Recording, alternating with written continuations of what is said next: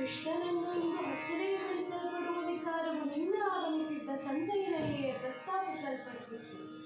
ಖಡ್ಗವಾಗಲಿ ನೀತಿಯಾಗಲಿ ನಿರ್ಣಯಿಸುವುದಕ್ಕೆ ನಮ್ಮ ಪರವಾಗಿ ಕೃಷ್ಣನನ್ನು ಕಳುಹುತ್ತೇವಾಗಿ ಧರ್ಮರಾಯರು ನಿನ್ನೆಯೇ ಹೇಳಿದವರು. ಬಹುಶಃ ಆ ಕಾರಣದಿಂದಲೇ ಕೃಷ್ಣನು ಹೊರಟವನಾಗಿ ನನಗೆ ಹೇಳಿ ಹೋಗಬೇಕೆಂದು ನನ್ನನ್ನು ಕರೆಸುತ್ತಿರಬೇಕು. ಕೃಷ್ಣನಿಂದು ನನ್ನ ತುರುಗು ಕಟ್ಟಿಸುವುದಕ್ಕೆ ಬೇಕಾದ ಯುದ್ಧವನ್ನೇ ನಿಶ್ಚಯಿಸಿ ಬರುವುದರಲ್ಲಿ ನನಗೆ ಸಂಶಯವೇ ಇಲ್ಲ. ಯಾವಾಗ ಕೌರವನ ತೊಡೆ ಮುರಿಯುವುದು, ದುಶ್ಯಾಸನನ ಉರ ಬಗೆಯುವುದು ಎಂದು ಕಾಯುತ್ತಿರುವ ನನಗೆ ಇಂದು ಅತೀವ ಸಂತೋಷವಾಗುತ್ತಿದೆ. ಇಂತಹ ಸಂತಸದ ಒಸಗೆ ತಂದ ಚಾರನಿಗೆ ಕೊರಳ ಚಿನ್ನದ ಹಾರವನ್ನೇ ಉಡುಗೊರೆಯಾಗಿಟ್ಟಿದ್ದೇನೆ. ಹೋಗುವುದು ನಮ್ಮವರ ಸಭೆಗೆ. ಆದ್ದರಿಂದ ಕೇವಲ ಬೆರಳಿಗೆಯಷ್ಟು ಸಖಿಯರನ್ನ ಮಾತ್ರ ಬಳಸಿಕೊಂಡಿದ್ದೇನೆ. ಇದೇನು ಆಶ್ಚರ್ಯ! ನನ್ನ ಪ್ರೀತಿಯ ಪತಿದೇವರಾದ ಭೀಮಸೇನರು ಸಭೆಯಿಂದ ಹೊರಗಿದ್ದಾರಲ್ಲ, ಅನ್ಯಮನಸ್ಕರಾಗಿ ಕುಳಿತಿದ್ದಾರೆ. ಏನೇ ಆಗಲಿ ಪಾಂಡವರೈವರ ಒಮ್ಮತವನ್ನ ಕಾಯ್ದುಕೊಳ್ಳುವ ಹೊಣೆ ನನ್ನದೇ ಅಲ್ಲವೇ? ಆದ್ದರಿಂದ ಈ ಭೀಮನನ್ನೇ ವಿಚಾರಿಸುವುದೊಳ್ಳೆಯದು. ಪ್ರಾಣೇಶ್ವರ, ನಿಮ್ಮ ಪ್ರಾಣಪ್ರಿಯೆಯಾದ ದ್ರೌಪದಿಯು ವಂದಿಸಿಕೊಳ್ಳುತ್ತಿದ್ದಾಳೆ. ಓಹ್ ಪಾಂಚಾಲೆ, ನಿನ್ನ ಮುಂಗುರನ್ನು ನೇಮಿಸಿ ತಪ್ಪಿಕೊಂಡಿದ್ದೆ. ಏನೋ ದೂಢಭಾರದಿಂದಿರುವ ಹಾಗಿದೆ. ದುಗುಡ? ನನಗಿನ್ನೆಲ್ಲಿಯ ದುಗುಡ? ನಮಗಿನ್ನು ಆನಂದದ ದಿನಗಳೇ ಸರಿ. ಕುಣಿದು ಕುಪ್ಪಳಿಸುವಷ್ಟು ಸಂತೋಷವಾಗುತ್ತಿದೆ. ಓಹ್ ಸ್ವಾಮಿ, ನಿಮ್ಮ ಮಾತು ಜಿಗುಟು ಒಗಟಾಗುತ್ತಿದೆ. ದಯವಿಟ್ಟು ನಿಮ್ಮ ಆನಂದದ ವಿವರಣೆಯನ್ನು ನೀಡಬಾರದು. ನನ್ನ ಸಂತೋಷಕ್ಕೆ ಕಾರಣವಾದ ವಿಷಯವನ್ನು ನೀನು ಕೇಳಿದರೆ ನಿನಗೆ ನೋವಾದೀತೇನೆ. ಏಕೆಂದರೆ ನೀನು ನನ್ನ ಹಾಗೆ ಹೊರಟ ಶರೀರ ಅಲ್ಲವಲ್ಲ. ಕೋಮಲಾಂಗಿ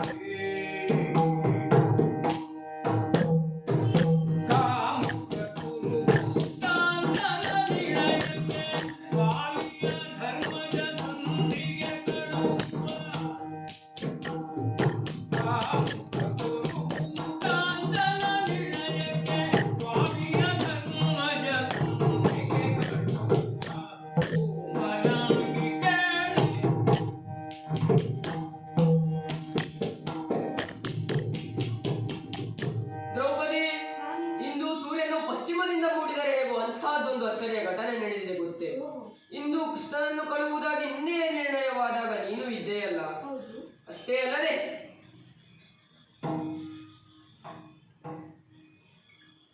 ಕಾಮನೆಯು ಕೊಟ್ಟಿರುವಾಗ ಅದನ್ನೇ ಅಂಗೀಕರಿಸಿ ಯುದ್ಧದ ಪ್ರಾರಂಭವೆಂದು ಕೃಷ್ಣನನ್ನು ಕಳುಹಬೇಕಿತ್ತು. ಆದರೆ ನಮ್ಮಣ್ಣ ಕೌರವನಿಂದ ನಮಗಾದ ಎಲ್ಲಾ ಸಂಕಷ್ಟಗಳನ್ನು ಮರೆತೇ ಬಿಟ್ಟಿದ್ದಾನೆ. ರಾಜ್ಯದ ಸಮಸ್ಯೆಯನ್ನು ಯುದ್ಧವಿಲ್ಲದೆ ಸೌಹಾರ್ದದಿಂದ ನಿವಾರಿಸಿಕೊಳ್ಳಬೇಕೆಂಬ ಹಂಬಲವನ್ನು ಹೊಂದಿದ್ದಾನೆ. ಈಗುಂಟು ನೋಡು ನಮ್ಮಣ್ಣನ ಸಾತ್ವಿಕತೆ. ಕೇಳಿ ನಿನಗೂ ಸಂತೋಷವಾಯಿತೆ? ಏನು, ಕೌರವನಂಥ ನೀಚರಲ್ಲಿ ಸಂಧಾನದ ಮರ ಮಾಡಿ ಶಠಂ ಪ್ರತಿಶಾಠ್ಯಂ ಅಂದರೆ ಮುಳ್ಳಿಗೆ ಮುಳ್ಳೇ ಸಾಧನವೆಂಬ ನ್ಯಾಯವು ನೆನಪಾಗಲಿಲ್ಲ. ದ್ರೌಪದಿ, ಶತ್ರುಗಳೆನಿಸಿದವರಲ್ಲಿ ನೀನೆಂದ ನ್ಯಾಯ ಸರಿ. ಆದರೆ ಕೌರವರು ನಮಗೆ ಶತ್ರುವೇನೂ ಅಲ್ಲವಲ್ಲ. ದೊಡ್ಡಪ್ಪನ ಮಕ್ಕಳು, ದಾಯಾದಿಗಳು. ಅಂಥವರಲ್ಲಿ ಸೇಡಿಗೆ ಸೇಡು, ಮುಯಿಗೆ ಮುಯಿ ನ್ಯಾಯ ಸಲ್ಲದು. ಪಾಪಿ ಪಾಪೇನ ಅನ್ಯತೆ ಎಂಬಂತೆ ಅವನ ಕೆಟ್ಟ ಕೆಲಸಗಳಿಗೆ ಆ ದೇವರೇ ಪ್ರಾಯಶ್ಚಿತವನ್ನು ನೀಡುತ್ತಾನೆ. ಸುಮ್ಮನೆ ಯುದ್ಧ ಮಾಡಿ ನಾವು ಕೆಟ್ಟವರೆನಿಸಿಕೊಳ್ಳಬೇಕು. ನಮಗೆ ಬೇಕಾದುದು ಅರ್ಧರಾಜ್ಯ, ಇಲ್ಲವಾದರೆ 5 ಗ್ರಾಮಗಳಾದರೂ ಸಾಕಂತೆ. ಹಾಗಂತ ಕೇಳಲು ಅಲ್ಲ, ಬೇಡಲು ನಿನ್ನ ಅಣ್ಣನನ್ನು ಕಳಿಸುತ್ತಿದ್ದಾನೆ. ನೀವಿತ್ತ ವಿವರವನ್ನು ಕೇಳಿ ತುಂಬಾ ಸಂತೋಷವಾಗುತ್ತಿದೆ. ಇದುವರೆಗೆ ನಿಮ್ಮ ಒಡಲಲ್ಲಿ ಸುಡುತ್ತಿದ್ದ ಕೌರವನ ಕುರಿತಾದ ದ್ವೇಷದ ಕಿಡಿ ನಂದಿಯೇ ಹೋಯಿತು. ನಂದಿ ಹೋಗದೆ ಇರುವುದೇ ನಾವೆಲ್ಲವರಿದ್ದಕ್ಕೆ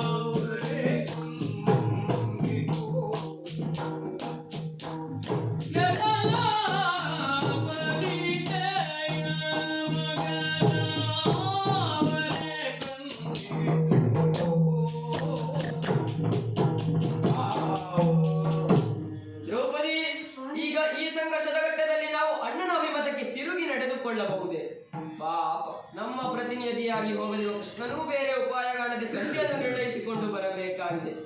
ಅಷ್ಟೇ ಅಲ್ಲ, ಇನ್ನು ಮನಸ್ಸಿಗೆ ಹೋಗದ ಕಷ್ಟಗಳನ್ನು ನೀನು ಅನುಭವಿಸಿದವಳಲ್ಲವೋ, ಇಂದು ಅಷ್ಟೇ ನಮ್ಮ ಜೊತೆಗೆ ಬಂದು ಗೋಳು ಅಲ್ಲಾಡಿಸಿ ಅಷ್ಟೇ ಉಳಿದುವುದು. ಏನೆನ್ನುವೆ ಭೀಮಸೇನ, ಇಂದು ನೀನಾಡುವ ಮಾತುಗಳನ್ನ ಕೇಳುತ್ತಿರುವ ನನಗೆ ಸಾವಿರ ಸಾವಿರ ಚೇಡುಗಳು ಒಮ್ಮೆಲೆ ಕುಟುಕಿದ ಅನುಭವವಾಗುತ್ತಿದೆ. ದುರುಳ ದುಷ್ಟನೆನಿಸಿದ ಆ ಕೌರವನು ನಿಮಗೆಲ್ಲ ಹಿತವಂತನಾಗಿ ಕಾಣಿಸುತ್ತಿರುವೆ ಎಂದೇ ಅಲ್ಲ, ನನ್ನಣ್ಣ ಆ ಶ್ರೀಹರಿಯು ಇದಕ್ಕೊಪ್ಪಿದನೆ. ಪಾಪ, ಒಪ್ಪದೆ ವಿಧಿ ಇಲ್ಲ. ಮತ್ತೆ ಉಳಿದವರ ಬಗ್ಗೆ ವಿಚಾರಿಸಿಕೊಂಡೇನು. ಮೊದಲು ನಿನ್ನ ಬಗ್ಗಾಗಿ ಮಾತನಾಡಬೇಕಾಗಿದೆ. ಅಂದು ರಾಜಸಭೆಯಲ್ಲಿ ಭರಸಿಡಿಲಿನಂತೆ ಅಬ್ಬರಿಸಿ ಪ್ರತಿಜ್ಞೆಗಳನ್ನು ಮಾಡಿದವನು ನೀನಲ್ಲವೇ? ಎಲ್ಲಿಗೆ ಹೋಯ್ತು ನಿನ್ನ ಅಂದಿನ ಆವೇಶ? ಹೇಳು ಭೀಮ, ಹೇಳು. ಮತ್ತೊಮ್ಮೆ ಆ ಮಾತುಗಳನ್ನ ಹೇಳು. ಕಿವಿ ತುಂಬ ಕೇಳಿಸಿಕೊಂಡಾದರೂ ಆನಂದಿಸುತ್ತೇನೆ. ನೀನು ಪವನ ಸಂಜಾತನಲ್ಲವೇ? ಏನಯ್ಯ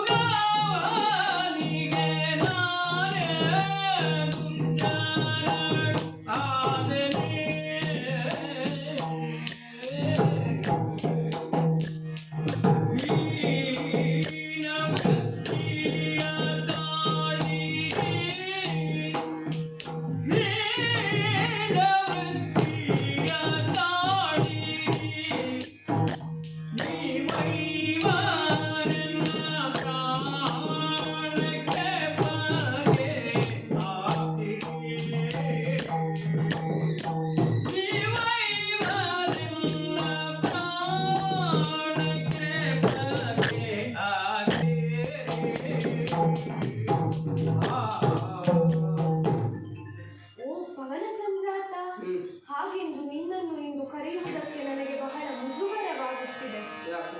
ನಮ್ಮತ್ತೆ ಕುಂತಿದೇವಿಯವರು ದೂರ್ವಾಸರಿತ್ತ ವರಬಲದಿಂದ ಮಕ್ಕಳನ್ನ ಪಡೆದವರಲ್ಲ. ಧರ್ಮಮೂರ್ತಿ ಎನಿಸಿದ ಯಮಧರ್ಮನಿಂದ ಜ್ಯೇಷ್ಠ ಪುತ್ರ ಯುಧಿಷ್ಠಿರನನ್ನ ಪಡೆದರಂತೆ. ನಂತರ ವಾಯುವಿನಿಂದ ಬಲಶಾಲಿಯಾದ ನಿನ್ನನ್ನ ಪಡೆದರಂತೆ. ಆದರೆ ನೀನು ಸಂಧಿಯಂತಹ ಹೀನ ಕಾರ್ಯಕ್ಕೆ ಕೈ ಇಕ್ಕಿ ನಿನ್ನ ಬಲ ವಿಶೇಷಣಗಳನ್ನೆಲ್ಲ ನಿರರ್ಥಕಗೊಳಿಸುತ್ತಿರುವೆಯಲ್ಲ. ಒಟ್ಟಾರೆ ನೀವಿವರು ಒಂದಾಗಿ ಯುದ್ಧವನ್ನು ಬಯಸುತ್ತಿರುವ ನನ್ನೊಬ್ಬಳನ್ನ ಕೌರವನ ದೃಷ್ಟಿಯಿಂದ ಕೆಟ್ಟವಳನ್ನಾಗಿಸಿ ಬಿಟ್ಟಿರಿ. ಸಂಧಿಯ ವಿಷಯದಲ್ಲಿ ನಿಮಗೆ ನಾಚಿಕೆ ಎನಿಸುವುದಿಲ್ಲ. ಏಕೆ ನಾಚಿಕೊಳ್ಳಬೇಕು? ನಮ್ಮ ಅಮ್ಮ ಹೇಳಿಗಳಂತೆ ನಾವಿವರು ನಿನ್ನೊಬ್ಬಳನ್ನು ಮದುವೆಯಾದವರು. ಆದ್ದರಿಂದ ನಾನು ಇಂದು ಅಣ್ಣನ ಮಾತನ್ನು ವಿರೋಧಿಸಲಾರೆ, ನೀರಲಾರೆ. ಏನು? ನಿಮ್ಮಮ್ಮ ಹೇಳಿದಳೆಂದು ನೀವಿವರು ನನಗೆ ಪತಿಗಳಾದಿರೆ. ಅದು ಕೇವಲ ನಿಮಿತ್ತ ಮಾತ್ರ. ನಾರಾಯಣಿ ಎಂಬ ಕೌಶಿಕ ಮುನಿಯ ಪತ್ನಿಯು ಪತಿಯೊಡ್ಡಿದ ಪರೀಕ್ಷೆಯಲ್ಲಿ ಉತ್ತೀರ್ಣಳಾಗಿದ್ದಳಂತೆ. ಸಂತುಷ್ಟನಾದ ಮುನಿಯು ಏನು ಬೇಕೋ ಕೇಳಿಕೋ ಎಂದಾಗ ವಯೋಸಹಜ ಕಾಂಕ್ಷೆಯಿಂದ ಪತಿಯಲ್ಲಿ ಸುಂದರಾಗನಾಗಿ ತನ್ನಲ್ಲಿ ನೆರೆಯುವಂತೆ ಕೇಳಿಕೊಂಡಳಂತೆ. ಋಷಿ ಪತ್ನಿಯಾಗಿ ಇಂತಹ ಇಂದ್ರಿಯ ಲಾಲಸೆಯನ್ನ ವ್ಯಕ್ತಪಡಿಸಿದ ನೀನು ಕ್ಷಾತ್ರಿಯ ಸುಗತಿಯಾಗಿ ಹುಟ್ಟಿ 5 ಗಂಡಂದಿರ ಪತ್ನಿಯಾಗೆಂದು ಹೇಳಿ ತ್ಯಜಿಸಿ ಹೊರಟು ಹೋದಳಂತೆ.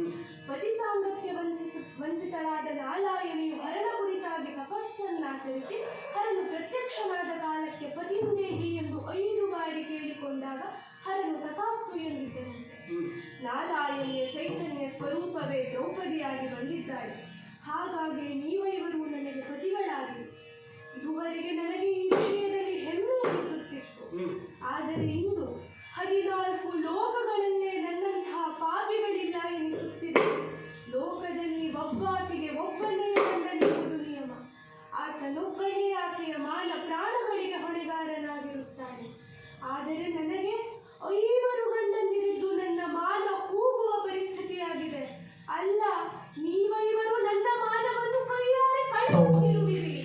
ಅಂತಿಮ ಘಟನೆಗೆ ಪ್ರತೀಕಾರವೆಸಗಲು ಪ್ರತಿಜ್ಞಾಬದ್ಧನಾಗಿರುವ ನಿನಗೆ ಇದೊಂದು ಸುವರ್ಣಾವಕಾಶ ದೊರೆತಾಗಲು ಸುಮ್ಮನಿರುವುದೆಂದರೆ ಏನರ್ಥ? ನಾನು ನನ್ನೆಲ್ಲ ಕಷ್ಟಗಳನ್ನು ನುಂಗಿಕೊಂಡಾದರೂ ನಿಮ್ಮ ಮರ್ಯಾದೆಯನ್ನು ಕಾಪಿಟ್ಟುಕೊಂಡು ಬಂದವನು.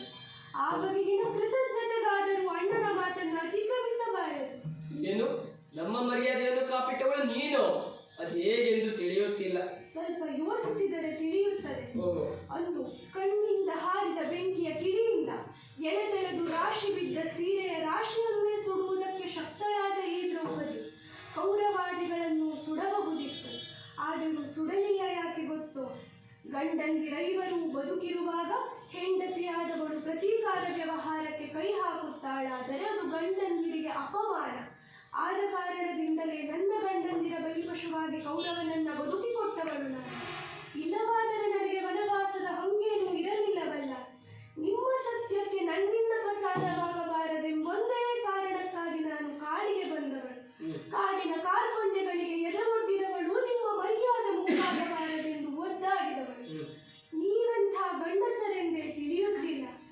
ಏಳು ಭೀಮ, ಈಗಲೇ ಸಭೆಗೆ ಹೋಗಿ ಸಂಗ್ರಾಮ ವಿನಃ ಬೇರೆ ಮಾತಿಲ್ಲವೆಂದು ಹೇಳಬಾಯಿ. ದ್ರೌಪದಿ, ನೀನಿತ್ತ ವಿವರಗಳೆಲ್ಲ ಸರಿಯಾಗಿದೆ, ಆದರೆ ನಾನು ಅದಕ್ಕೆ ಹೇಳುವಂತಿಲ್ಲ. ಏಕೆಂದರೆ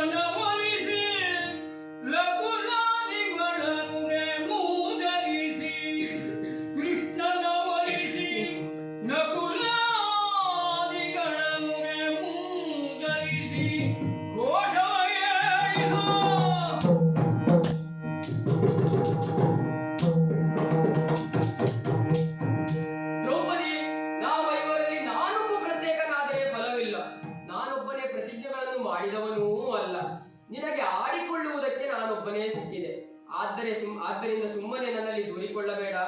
ಇದ್ದಾರಲ್ಲ ಇನ್ನು ನಾಲ್ವರು, ಹೋಗಿ ಆ ಅರ್ಜುನನಲ್ಲಿ ಹೇಳು. ಅದಾಗದಿದ್ದರೆ ಯುಧಿಷ್ಠಿರನಲ್ಲಿ ಹೇಳು. ನಕುಲ ಸಹದೇವಾದಿಗಳಲ್ಲಿ ಹೇಳು. ಅದಾವುದೂ ಆಗದಿದ್ದರೆ ಇದ್ದಾನಲ್ಲ ಕೃಷ್ಣ, ಆತನಲ್ಲಿ ಹೋಗಿ ಸಂಧಿಯನ್ನು ಬಿಟ್ಟು ಸಮರವನ್ನು ಏರ್ಪಡಿಸಿಕೊಡುವೆಂದು ಬೇಡು. ನಡೆ ಇಲ್ಲಿಂದ. ಎಷ್ಟು ಸುಲಭದಲ್ಲಿ ಹೊಣೆಯಿಂದ ಜಾರಿಕೊಳ್ಳುತ್ತಿರುವೆ ಭೀಮ. ಉಳಿದವರನ್ನು ಬಿಟ್ಟು ನಾನು ನಿನ್ನಲ್ಲೇ ದುಂಬಾಲು ಬೀಳುವುದಕ್ಕೆ ಮಹತ್ತರ ಕಾರಣವಿದೆ. ಭೀಮಸೇನ, ನಾನು ಹೆಣ್ಣಾಗಿ ಹುಟ್ಟಿ ನಿಮ್ಮೈವರನ್ನು ಪತಿಗಳಾಗಿ ಪಡೆದಿದ್ದಕ್ಕೆ ಸಂತೋಷ ಪಟ್ಟವಳು. ಆದರೆ ಇಂದು ಐವರಿದ್ದು ನನ್ನೊಂದು ಆಸೆಯನ್ನು ಈಡೇರಿಸಿಕೊಳ್ಳಲಾಗದೇ ಇರುವ ಪರಿಸ್ಥಿತಿಯಲ್ಲಿ ಯಾಕಾಗಿ ನಾನು ಹೆಣ್ಣು ಜನ್ಮವೆತ್ತಿದೆನೋ ಎಂದು ಮರುಗುವಂತಾಗಿದೆ. ತನ್ನ ಆಶೋತ್ತರಗಳನ್ನು ಈಡೇರಿಸಿಕೊಳ್ಳುವಲ್ಲಿ ತನ್ನತನವನ್ನು ಬಳಸಿಕೊಳ್ಳಲಾಗದೆ ಪತಿಯನ್ನು ಅವಲಂಬಿಸಬೇಕಾದ ಹೆಣ್ಣು ಜನ್ಮಕ್ಕೆ ಧಿಕ್ಕಾರವಿದೆ. ಬೆಂಕಿ ಬೀಳಲಿ ಎನ್ನುತ್ತೇನೆ ಹೆಣ್ಣು ಜನ್ಮಕ್ಕೆ. ಸಾಕಪ್ಪ ಸಾಕು, ಈ ಭೂರಿ ಭಾಗ್ಯ ಹೊತ್ತುಕೊಳ್ಳುವುದೇ ಕಷ್ಟವಾಗುತ್ತಿದೆ ದ್ರುಪದನ. ನೋಡು ದ್ರೌಪದಿ, ಇದನ್ನೆಲ್ಲ ನನ್ನೆದುರು ಬಿಚ್ಚಿಡಬೇಡ. ಇದ್ದಾರಲ್ಲ ಇನ್ನು ನಾಲ್ವರು, ಅವರಲ್ಲಿ ಹೋಗಿ ಹೇಳು. ಹೆಂಡತಿ ಎಂಬ ನಿನ್ನ ಮೇಲಿನ ಪ್ರೀತಿಯಿಂದ ನಿನ್ನ ಕೋರಿಕೆಗೆ ಸ್ಪಂದಿಸಿಯಾರು. ನಡೆ ಇಲ್ಲಿಂದ. ಉಳಿದವರಲ್ಲಿ ನಾನು ಕೇಳಲಾರೆ. ಯಾಕೋ? ಕೇಳಿಕೊಂಡರೂ ಪ್ರಯೋಜನವಿಲ್ಲ. ಯಾಕೆ ಗೊತ್ತೋ? ಯಾಕೋ? ಧರ್ಮಮೂರ್ತಿ ಎನಿಸಿದ ಯಮಧರ್ಮನ ಮಗನಾದ ಯುಧಿಷ್ಠಿರನನ್ನ ಧರ್ಮ ಜಿಜ್ಞಾಸೆ ಬಗೆಹರಿಸಿಕೊಳ್ಳುವುದಕ್ಕಾಗಿ ಋಷಿಮುನಿಗಳು ಆಶ್ರಯಿಸುವರು. ಬೆಂಕಿ ಇಕ್ಕಬೇಕು ಅವರ ಧರ್ಮಶಾಸ್ತ್ರ ಪ್ರಜ್ಞೆಗೆ. ಯಾವುದು ಸರ್ವಾಂಗೀಣ ಅಭ್ಯುತ್ಥಾನ ಸಾಧಕವೋ, ಯಾವುದು ಶ್ರೇಯಸ್ಸಿಗೆ ಹೇತುವೋ ಅದು ಧರ್ಮ. ಆದರೆ ಯುಧಿಷ್ಠಿರನ ಧರ್ಮ ಪ್ರಜ್ಞೆ ಇನ್ನಿಲ್ಲದಪ್ಪ, ಇನ್ನಿಲ್ಲದು. ಬದುಕುವುದಕ್ಕೆ ಪ್ರಯೋಜನಕಾರಿಯಲ್ಲದ ಅವರ ಧರ್ಮಶಾಸ್ತ್ರ ಪ್ರಜ್ಞೆಗೆ ಧಿಕ್ಕಾರವಿದೆ. ಇನ್ನು ಅರ್ಜುನ ದೇವರು ಅಣ್ಣನ ಮಾತಿಗೆ ಎದುರಾಡಲಾರನೆಂಬುದು ಚೆನ್ನಾಗಿ ತಿಳಿದಿದೆ. ನಕುಲ ಸಹದೇವರ ಕಥೆಯೋ ಹೇಳುವುದಕ್ಕಿರುವುದಿಲ್ಲ. ದೊಡ್ಡಣ್ಣ ಹೇಳಿದ್ದಕ್ಕೆಲ್ಲ ಕೋಲೆ ಬಸವನಂತೆ ತಲೆಯಾಡಿಸುವುದು. ಆದ್ದರಿಂದ ಉಳಿದವರನ್ನ ಬಿಟ್ಟು ನಿನ್ನಲ್ಲೇ ಅಂಗಲಾಚುತ್ತಿರುವವಳು ನಾನು. ನೋಡು ದ್ರೌಪದಿ, ಬರಿದೇ ಕಾರ್ಯಸಿದ್ಧಿಗಾಗಿ ನನ್ನನ್ನು ಹೊಗಳುವುದು ಬೇಡ. ಇನ್ನ ಹೊಗಳಿಕೆಯ ಮಾತುಗಳಿಗೆ ನಾನು ಒಪ್ಪುವವನೂ ಅಲ್ಲ. ಕೆಲಸವಾಗಬೇಕೆಂಬುದಕ್ಕಾಗಿ ಹೊಗಳುತ್ತಿಲ್ಲ ಸ್ವಾಮಿ. ವನವಾಸದಲ್ಲಿರುವಾಗ ಅಣ್ಣನಾಗಬೇಕಾದ ಸೈನ್ಯವನ್ನು ನನ್ನನ್ನು ಹೊತ್ತುಕೊಂಡು ಓಡಿದ್ದ. ನೀನು ನನ್ನನ್ನು ರಕ್ಷಿಸಿರಿ. ಹೌದು. ಅಷ್ಟೇ ಅಲ್ಲ, ನನ್ನ ಕಣ್ಣೀರಿಗೆ ಹೋಗುಟ್ಟು ಕೀಚಕನೆಂಬ ನಾಯಿಯನ್ನು ಅವನ ತಮ್ಮಂದಿರಾದ ಉಪಕೀಚಕರನ್ನು ಅಜ್ಞಾತ ಕೆಡದಂತೆ ಕೊಂದು ಕಳೆದವರು ನೀನಲ್ಲದೆ ಇನ್ಯಾರು? ಸಾಮ್ರಾಜ್ಞಿಯಂತೆ ಮೆರೆಯುವ ಅಥವಾ ಬದುಕುವ ಭಾಗ್ಯವನ್ನು ನಾನು ಕೇಳಿಕೊಂಡು ಬಂದಿಲ್ಲ. ಕಣ್ಣೀರ ಧಾರೆಯಿಂದ ನಿನ್ನ ಪಾದವನ್ನು ನೆನೆಸುತ್ತಿರುವುದೋ, ನಿನ್ನ ಕೊರಳನ್ನಪ್ಪಿಕೊಂಡು ಅಳುತ್ತಿರುವುದೋ ನಿನಗೆ ಕಾಣಿಸುತ್ತಿಲ್ಲವೇ? ಇದು ಯಾವುದೂ ಆಗುವುದಿಲ್ಲ ಅಂತಾದರೆ ಸಾಯುವುದಕ್ಕಾದರೂ ಅನುಮತಿ ಕೊಡು. ನಾನು ಸತ್ತ ಮೇಲಾದರೂ ನೀವಣ್ಣ ತಮ್ಮಂದಿರು ಇನ್ನಿಲ್ಲದ ಧರ್ಮಾತ್ಮರಾಗಿ ಬದುಕಿಕೊಂಡಿರಿ. ಆಗದೆ ದುಡುಕಬೇಡ ದ್ರೌಪದಿ, ಸ್ವಲ್ಪ ತಾಳು. ಪರಿಸ್ಥಿತಿಯನ್ನು ಸ್ವಲ್ಪ ಮನನ ಮಾಡಿಕೋ. ವನಿತೆ ಜನನಿ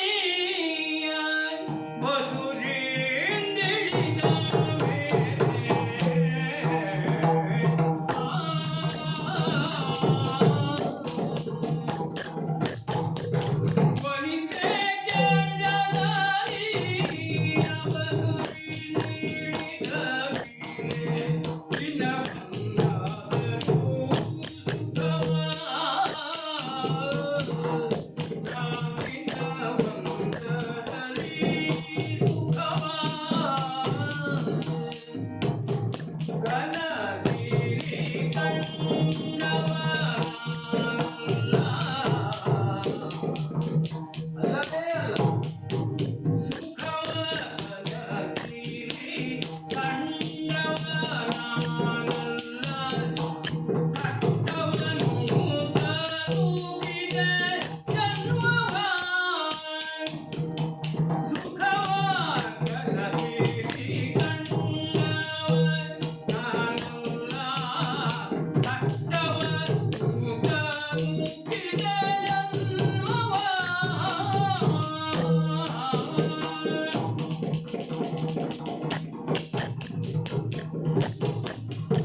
ದ್ರೌಪದಿ, ನಿನಗೆ ನಿನ್ನ ದುಃಖವೊಂದೇ ಪರಬ್ರಹ್ಮವಾಗಿ ಕಾಣಿಸುತ್ತಿದೆ.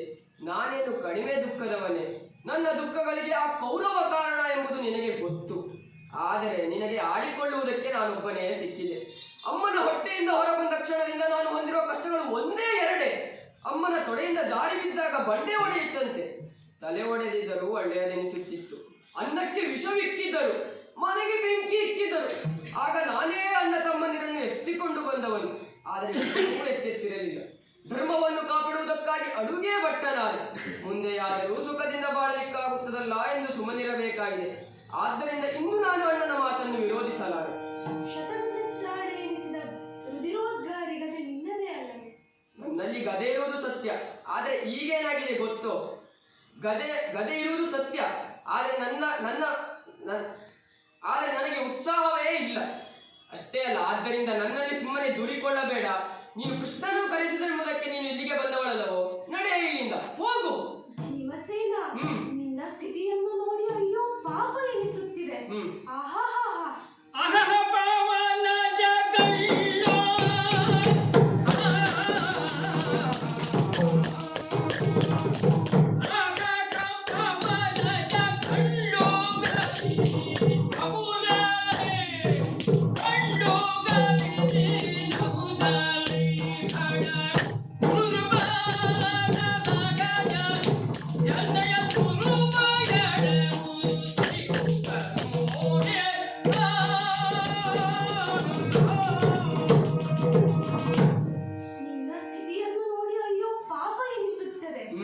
ಅಂದು ನೀವು ಸಭೆಯಲ್ಲಿ ಹುಡುಗಿದ್ದೇನು?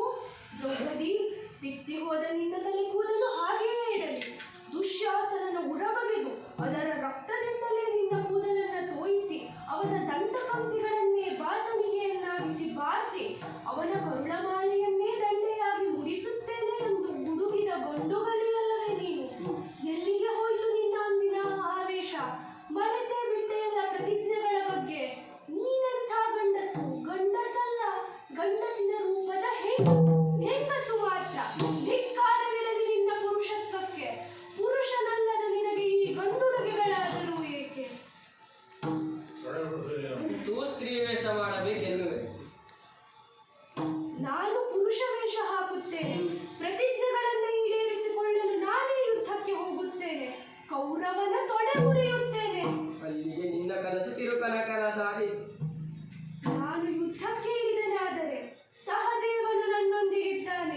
ಅಷ್ಟೇ ಅಲ್ಲ, ಅಪ್ಪನ ಮನೆಯ 3 ಅಕ್ಷೋಹಿಣಿ ಸೈನ್ಯ ನಿಮ್ಮದೇ ಮಗ ಘಟೋತ್ಕಚ ನನ್ನೊಂದಿಗಿದ್ದಾನೆ. ದ್ರೌಪದಿ, ಸಾಕು ಮಾಡು, ನಿಲ್ಲಿಸು ನಿನ್ನ ಭರ್ಸನೆಯ ನುಡಿಗಳನ್ನು. ಘಟೋತ್ಕಚನ ನೆನಪು ಮಾಡಿಕೊಟ್ಟಿಯಲ್ಲ, ಈಗಲೇ ಕೃಷ್ಣನಲ್ಲಿ ನನ್ನ ಯುದ್ಧಾಕಾಂಕ್ಷೆಯನ್ನು ತಿಳಿಸುತ್ತೇನೆ. ಹೀಗೆ ಬಾ.